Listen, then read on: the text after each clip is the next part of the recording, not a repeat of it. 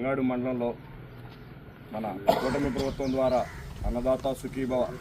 కార్యక్రమంలో భాగంగా రైతులకి ఏదైతే కూటమి ప్రభుత్వం ఇచ్చిన సూపర్ 6లో వాగ్దానం భాగంగా మనకి జంగాడు మండలానికి 8,291 మంది రైతులకి ఇప్పటి వరకు 16 కోట్ల రూపాయలు మొత్తం ఏదైతే ముందు మొదటి 2 విడతల్లో 14,000 మొన్న ఇచ్చిన 6,000తో కలిపి 16 కోట్ల రూపాయలు 8,291 మంది రైతులకి 16 కోట్ల రూపాయలు సుమారు మనం రైతులకి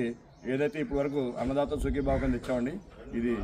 మాటలు చెప్పే ప్రభుత్వంగా చేతులతో చేసే ప్రభుత్వం అని చెప్పని తెలియజేస్తూ ఈ ప్రభుత్వంలో మేమందరం భాగస్వామ్యమైనందుకు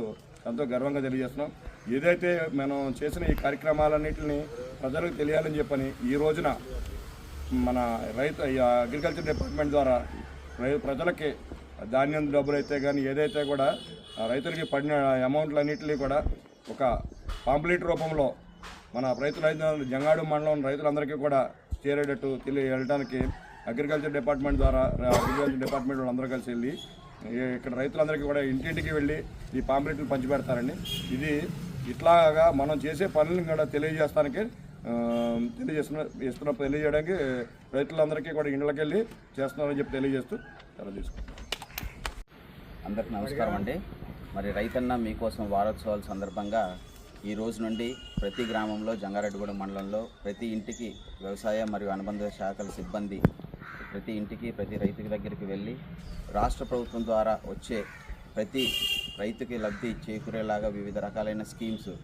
ధాన్యం కొనుగోలు అవ్వచ్చు, యంత్ర పరికరాలు అవ్వచ్చు, సబ్సిడీ మీద విత్తనాలు అవ్వచ్చు, అన్నదాత సుఖీభవ కార్యక్రమం నిమిత్తం ప్రతి రైతుకి 20,000 రూపాయల చొప్పున ఇచ్చే కార్యక్రమం అవ్వచ్చు, ప్రతిదీ కూడా రైతులకి లబ్ధి చేకూరే విధంగా ఈ యొక్క కార్యక్రమాన్ని చేపట్టి రైతులకు తెలియజేయడానికి ప్రతి ఇంటికి కూడా వెళ్తున్నారు. ఇంకా ఎవరైనా రాని వాళ్ళు ఉంటే మా సిబ్బందికి కూడా సంబంధిత సిబ్బందికి ఈ ఆధార్ కార్డు, పట్టాదారు పాస్ పుస్తకం, బ్యాంక్ అకౌంట్ జిరాక్స్ ఇస్తే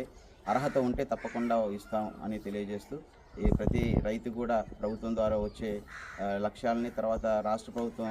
2027కి పంచసూత్రాలు మన చంద్రబాబు నాయుడు గారు ఇచ్చిన ఈ యొక్క సందేశాన్ని కూడా ప్రతి ఇంటికి కూడా ఇస్తూ తిరగవలసిందిగా మా సిబ్బందికి తెలియజేస్తున్నాం కోరుకుంటూ ఈ అవకాశం ఇచ్చిన మీకు అందరికీ కూడా ధన్యవాదాలు.